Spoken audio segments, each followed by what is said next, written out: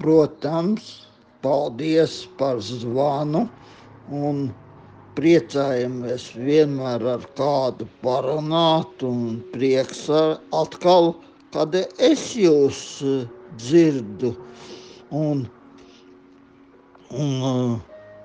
zinu jūsu, kad jums dopings, legālais dopings ir anekdote un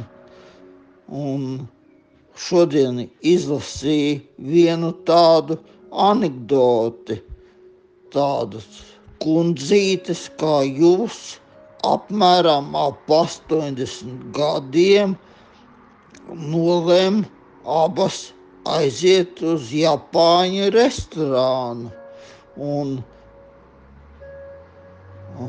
oficiants pienes viņām ēdamos kociņus un saka, lūdzu izvēlēties.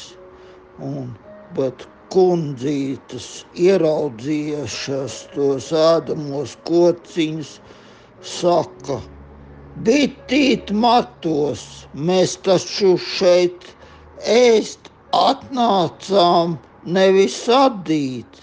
Mēs jau neesam tādas kundzītes, kad nevaram atļauties pensijas saņēmušas aiziet uz restorānu. Jā.